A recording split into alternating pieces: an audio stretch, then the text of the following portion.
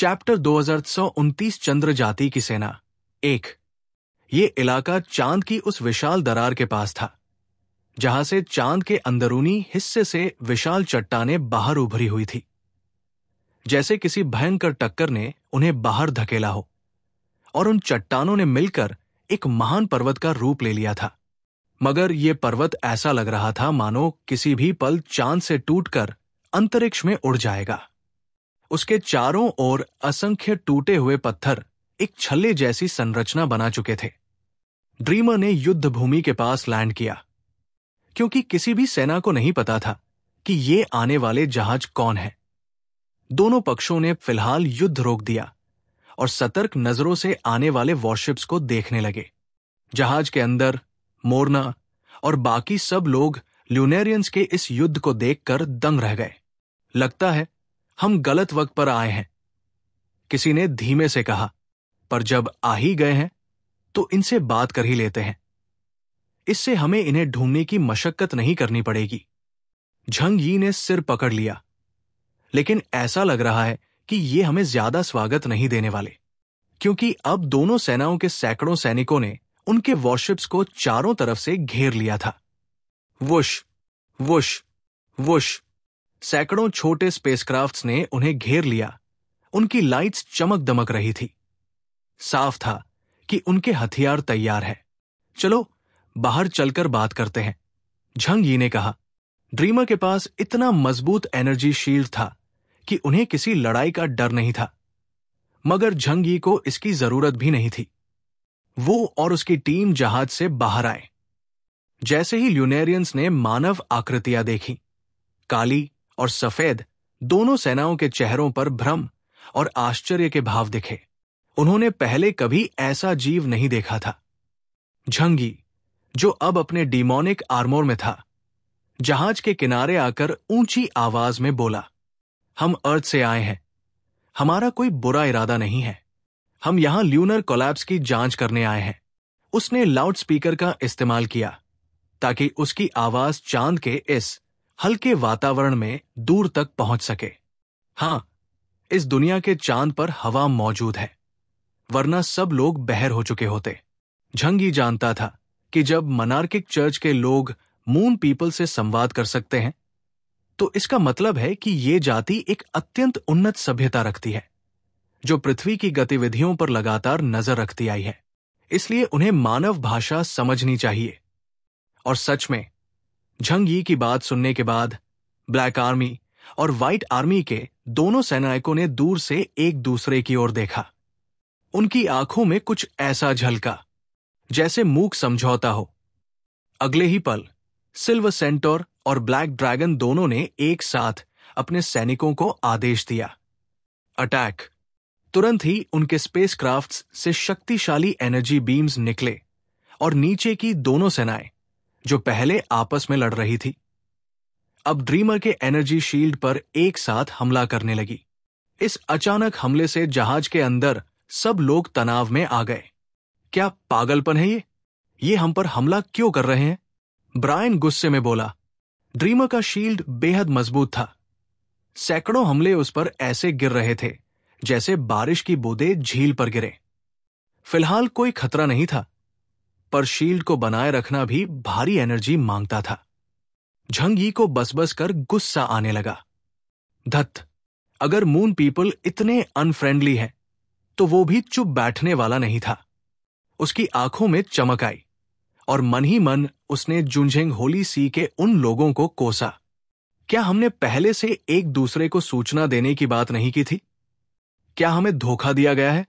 तीनों स्पेसक्राफ्ट लगभग एक ही समय पर उतरे थे और ये जगह उनसे बहुत दूर नहीं थी। अगर ये हमला हो रहा है तो दूसरे जहाजों पर बैठे लोग भी बख्शे नहीं जाएंगे। इतना अचानक और बिना किसी वजह के युद्ध छिड़ जाना झंग यी के लिए बेहद चिढ़ाने वाला था।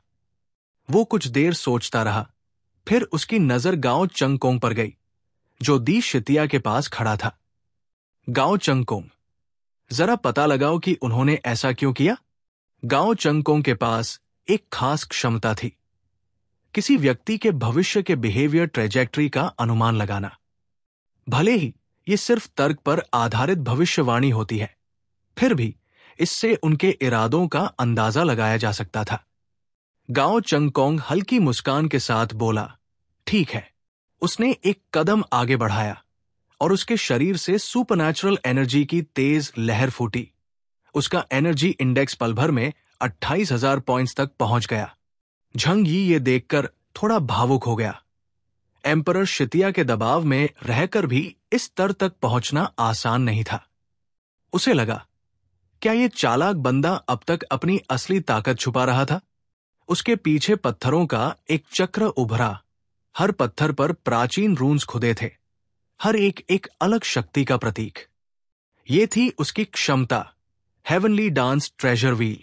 उसने ज़ेन मेडिटेशन सील की शक्ति री इनकारनेशन डिडक्शन सक्रिय की और युद्ध भूमि में सबसे कॉन्स्पिक्यूअस लक्ष्य पर ध्यान केंद्रित किया। वो विचित्र काला ड्रैगन। उसकी आंखों में कॉजल लाइट चमकी और उसने उसकी क्रियाओं के पीछे का कारण खोजने की कोशिश की। सभी गणनाएं एक ही पल में पूरी हो गई, लेकिन गाओ चंगकोंग के लिए वो एक अनंत काल जैसा लगा। जब वो होश में लौटा, उसने चारों ओर देखा। चेहरा थोड़ा विचलित था, क्योंकि हर बार इस क्षमता का इस्तेमाल करने पर उसका मानसिक संसार 100 दिनों का बोझ झेलता था। चाहे वो इसे कितनी भी बार क्यों न प्रयोग करे, पूरी तरह अभ्यस्त होना असंभव था। झंगी ने पूछा, तो कुछ पता चला? गाओ चंगकोंग ने गहरी सांस ली। चेहरा गंभीर हो गया। वे हमें बलि चढ़ा रहे हैं, हमें बलिदान के रूप में इस्तेमाल करने वाले हैं। ये शब्द सुनते ही सबके चेहरे सख्त पड़ गए। सब समझ गए कि बलि का मतलब क्या होता है, उनकी जान लेना। अभी मैं और जानकारी नहीं जुटा पाया, इसलिए भविष्य धुंधला है, गाओ चंगकोंग बोला। लेकिन फिलहाल बस इस संकट से निकलना होगा। झंग यी के होठों पर ठंडी मुस्कान आई। संकट? माफ करना, संकट उनका है, हमारा नहीं। उसे बिना किसी वजह के हमला किया गया था। क्या सच में कोई सोचता था कि झंग यी अब भी नरमी दिखाएगा? उसने कहा, लू केरन, तुम लोग ड्रीमर को संभालो, बाकी सब मेरे साथ चलो। अब इन्हें असली सबक सिखाने का वक्त है। ये कहकर झंग यी ने मोरना और बाकी साथियों की ओर देखा और सबसे पहले एनर्जी शील्ड से बाहर निकल गया। मोरना और बाकी योद्धा भी पीछे नहीं हटे, चाहे ल्यूनेरियंस कितने भी शक्तिशाली क्यों न हो। इस बार इंसानों की तरफ से आधे से ज्यादा शीर्ष योद्धा यहां इकट्ठा थे। डरने का तो सवाल ही नहीं था। ब्रायन ने अपने कैमोफ्लाज कॉम्बैट सूट को एडजस्ट किया। वो स्पेशली प्रोफेसर डा विंसी ने उसके लिए बनाया था। उसके छोटे हाथों और बड़े चश्मों के साथ वो थोड़ा मजेदार मगर काफी कूल लग रहा था। आखिर चांद का माहौल पतला था और रोशनी बहुत तेज, सुरक्षा जरूरी थी। अगर यहां कोई लिजर्डमैन होता तो शायद कुछ ही मिनटों में जलकर खाक हो जाता। Chapter 2330 the Lunerian legion 2 let's party time. Brian ने अपने सनग्लासेस एडजस्ट किए, फिर वॉरशिप से कूल अंदाज में छलांग लगाई और जमीन पर अपने पंजे पटक दिए। ब्लैक और व्हाइट आर्मीज के असंख्य सैनिक चारों तरफ से हमला कर रहे थे, पर वो अभी आधे रास्ते में ही थे। ब्रायन ने हल्के से बड़बड़ाया, ओवरवेट। उसके हाथों के नीचे से एक अदृश्य ग्रेविटेशनल वेव पूरे जमीन के नीचे से बाहर फैली। कुछ हजार मीटर के दायरे में ग्रेविटी अचानक हजारों गुना बढ़ गई। चांद की हल्की ग्रेविटी के आदि सैनिक अचानक इस तरह नीचे खिंचे कि जैसे किसी ने उन्हें जोर से स्वेटर से मारा हो। Bang, bang, bang, bang. एक के बाद एक सैनिक धरती में धंसते गए। कई तो एक झटके में मांस के लोथड़ों में बदल गए। ये योद्धा बेहद ताकतवर थे। आम सैनिकों का भी ह्यूमन एबिलिटी इंडेक्स 9000 पॉइंट से ऊपर था। लेकिन ब्रायन, जिसका सुपर पावर इंडेक्स 30,000 से ज्यादा था, उनके सामने कुछ भी नहीं थे। ब्रायन ने कूल अंदाज में उठकर अपने सनग्लासेस फिर से सीध किए और कहा, हम्फ, तुम लोगों को अभी बहुत कुछ सीखना है। तभी मोरना, इंद्र, सलादीन और बाकी लोग भी प्रकट हुए। अब जाकर ब्लैक और व्हाइट आर्मीज को एहसास हुआ कि ये इंसान उनके सोचे से कहीं ज्यादा ताकतवर है। दोनों सेनाओं में से कुछ वॉरियर्स, जिनकी शक्ति इप्सिलॉन स्तर तक पहुंच चुकी थी, अब उनसे भिड़ने आगे आए। झंग यी चांद की सतह पर हवा में तैर रहा था। यहां ग्रेविटी पृथ्वी की तुलना में केवल एक्सटी थी, जिससे उसका शरीर हल्का महसूस कर रहा था, लगभग सुपरमैन जैसा। और सच में वो एक सुपरमैन ही था। उसने नीचे 1,00,000 सैनिकों की सेना पर नजर डाली और बिना हिचकिचाए आसमान में एक विशाल डायमेंशनल गेट खोल दिया, जो पूरी सेना को घेर लेता था। अगले ही पल लाखों गन बैरल्स और कैनन बैरल्स उस गेट से बाहर निकले। उनकी गड़गड़ाहट सैकड़ों किलोमीटर दूर तक सुनाई दे रही थी। अरबों गोलियां बरसी। ब्रायन के ग्रेविटेशनल फील्ड के कारण उनकी ताकत कई गुना बढ़ गई। अब ये हथियार आम गन्स और कैनन्स नहीं थे, बल्कि लू के रैन आर्म्स फैक्ट्री के मैकेनिकल लाइफ फॉर्म्स द्वारा संशोधित वर्जन्स थे, इतने शक्तिशाली कि कैंग्योन क्लैन के हथियारों की बराबरी करते थे। गोलियों की बरसात इतनी घनी थी कि असंख्य सैनिक उसी क्षण छलनी हो गए। उनकी मौतें भयावह थी। दोनों सेनाओं के कमांडर्स ये देखकर क्रोधित हो उठे। उन्होंने एक दूसरे की ओर देखा और एक ही निर्णय लिया। रो! एक बहरा कर देने वाली दहाड़ सिल्वर सेंटो के मुंह से निकली। उसने अपनी स्पाइरल लैंस आसमान की ओर तानी। क्रैक! आकाश से बिजली की एक भयंकर धार खींचकर सीधा झंग यी की ओर फेंकी। वो बिजली एक विशाल थंडर ड्रैगन में बदल गई, जो कई किलोमीटर लंबा था। उधर ब्लैक आर्मी का काला ड्रैगन अपने पेट में ताकत समेटते हुए आग की पतली लेकिन प्रचंड किरण झंग यी की ओर उगलने लगा। झंग यी उनके बीच खड़ा था। उसके होठों पर एक ठंडी मुस्कान खेल रही थी। वो पहले ही इस युद्ध को देख चुका था। उसके इंटेलिजेंस सिस्टम ने उनकी ऊर्जा का विश्लेषण कर लिया था। सिल्वर सेंटो का पावर इंडेक्स 42,000 पॉइंट्स और ब्लैक ड्रैगन का 42,300 पॉइंट्स।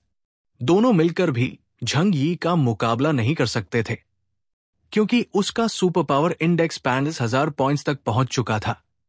अपने आगमन के बाद से झंग यी हमेशा अजेय रहा है।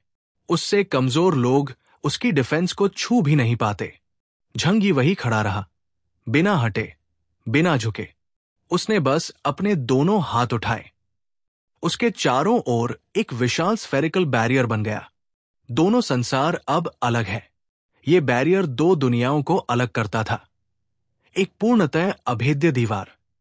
ये झंग यी की सबसे मूल और सबसे शक्तिशाली डिफेंसिव शक्ति थी। बूम! दोनों दिशाओं से आई प्रचंड ऊर्जा झंग यी के डायमेंशनल गेट में समा गई। वो गेट एक बॉटमलेस पिट की तरह उन दोनों शक्तियों को निगलता गया, पर स्वयं जरा भी नहीं टूटा। सिल्वर सेंटोर और ब्लैक ड्रैगन अविश्वास से झंग यी को देखने लगे।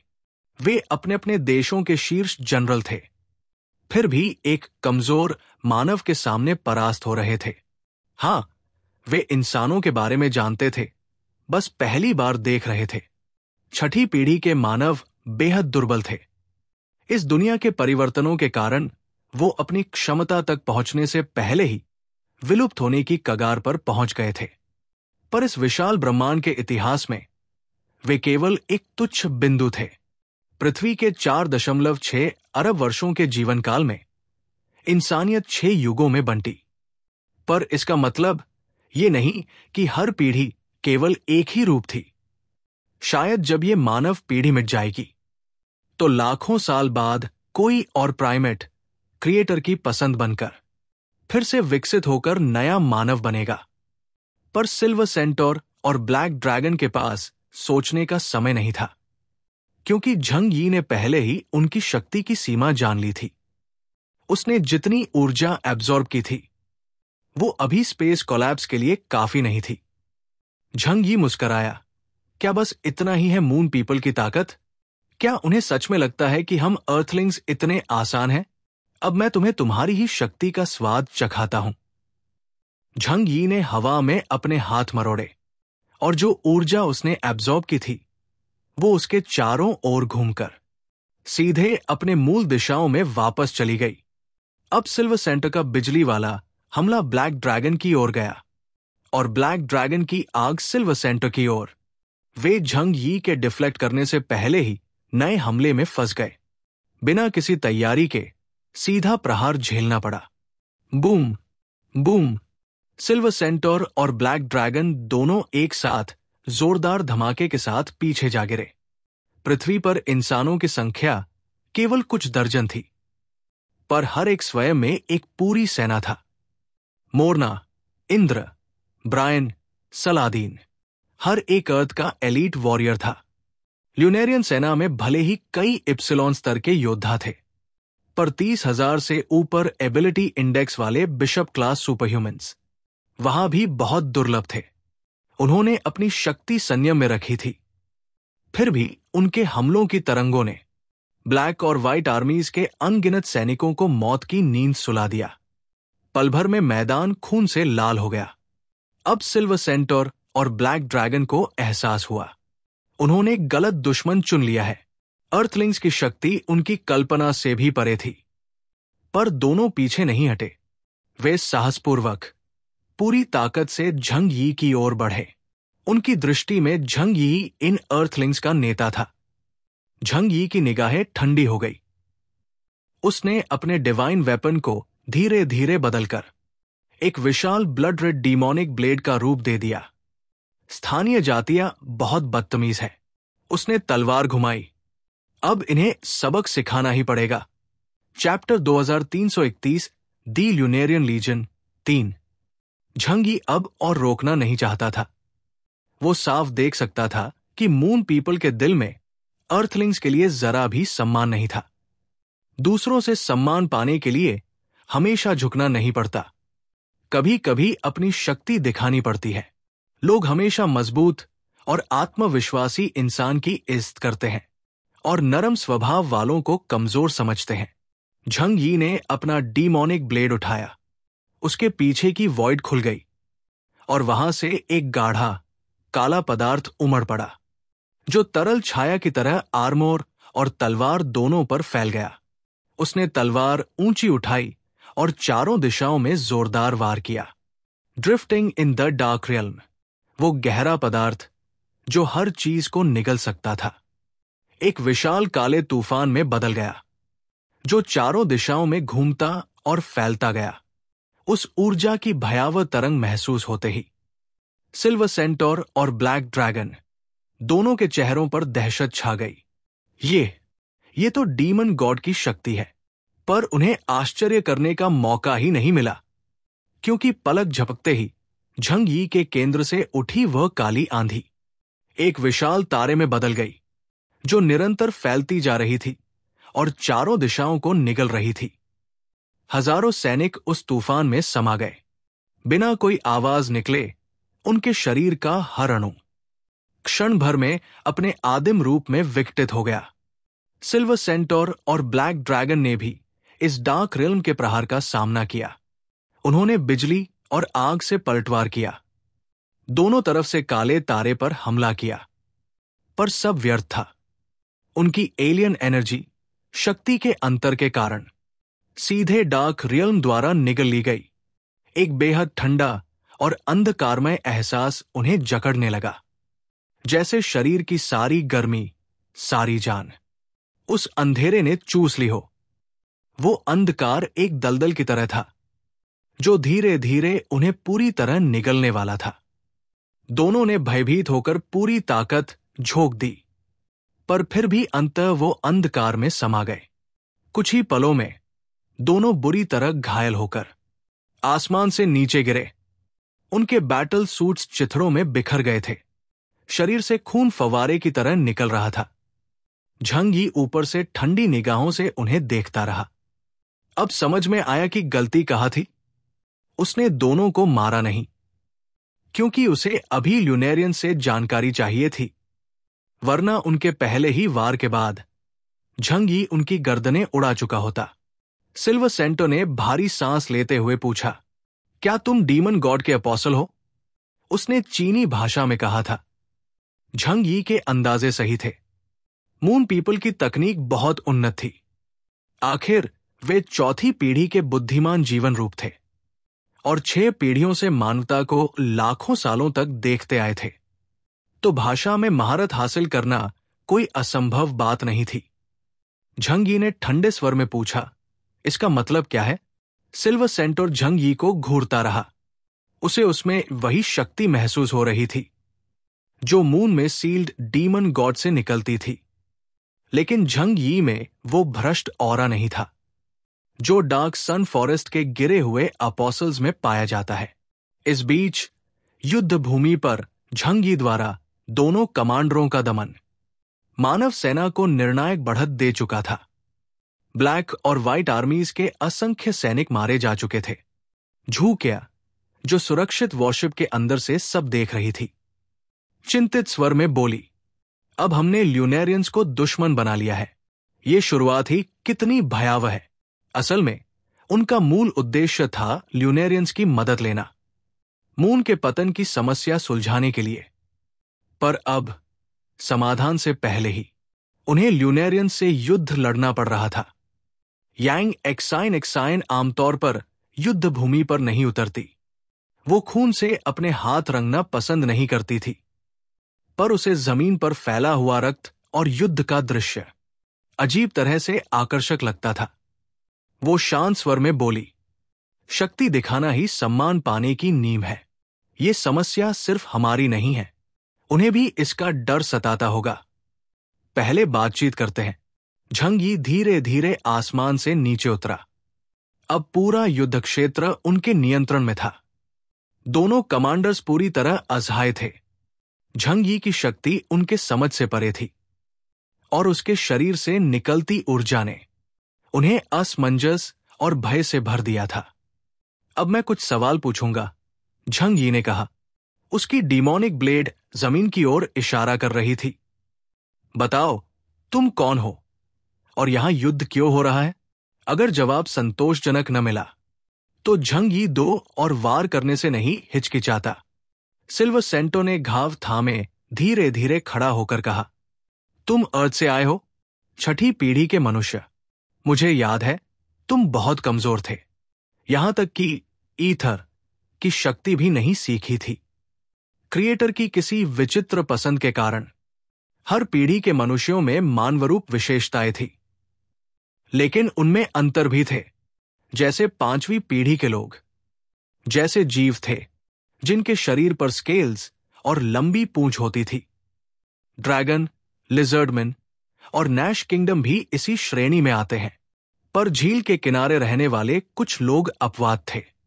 वे उसी युग के जैसे जीव थे जिन्हें ईथर के फ्रैगमेंट्स से विकसित किया गया था। इसी तरह चौथी पीढ़ी के यी ह्यूएन क्लैन में फेदर क्लैन, तीसरी पीढ़ी के ड्रकर आदि सब किसी न किसी रूप में ह्यूमैनॉइड थे, पर उनकी बनावट देखकर ही पहचान हो जाती थी कि वो किस युग से हैं। ल्यूनर लोग बहुत समय से पृथ्वी का अवलोकन कर रहे थे, इसलिए वे मानवता के विकास को प्रत्यक्ष देख चुके थे। केवल 5 साल पहले तक मनुष्य बेहद दुर्बल जाति थे, जिनमें न जागृत शक्तियां थी न उन्नत तकनीक। इसीलिए सिल्वर सेंटोर और ब्लैक ड्रैगन झंग यी के सुपर बैटलशिप और उसकी शक्ति देखकर अचंभित थे। झंग यी ने बस इतना कहा, एवोल्यूशन धीरे नहीं विस्फोटक होता है। यह सुनकर सिल्वर सेंटोर और ब्लैक ड्रैगन दोनों चौंक उठे, जैसे अचानक उन्हें कुछ समझ आ गया हो, और उन्होंने सिर हिला दिया। उसी क्षण झंग यी को अपनी छठी इंद्रिय से एक शक्तिशाली ऊर्जा का आभास हुआ जो दाईं ओर से तेजी से आ रही थी। उसने नजर उठाई। क्षितिज पर एक चमकदार रजत किरण झिलमिला रही थी। वो एक अर्धचंद्राकार स्पेसशिप थी जो तेजी से उड़ती हुई युद्ध भूमि के ऊपर आकर रुक गई। सिल्वर सेंटो की आंखें चमक उठीं। वो झंग यी की ओर देखकर मुस्कुराया। अगर कुछ पूछना है तो हमारे गार्डियन से बात करो। झंग यी की आंखें सिकुड़ गई। उसे एहसास हो गया, अब एक ऐसा शक्तिशाली ल्यूनेरियन आ चुका है जो सिल्वर सेंटो से भी कहीं अधिक प्रबल है। वो चांदी का क्रेसेंट शेप्ड स्पेसशिप धीरे धीरे नीचे उतरा। केंद्रीय द्वार से एक प्रकाश किरण जमीन पर पड़ी और उसी रोशनी में एक आकृति उभरने लगी।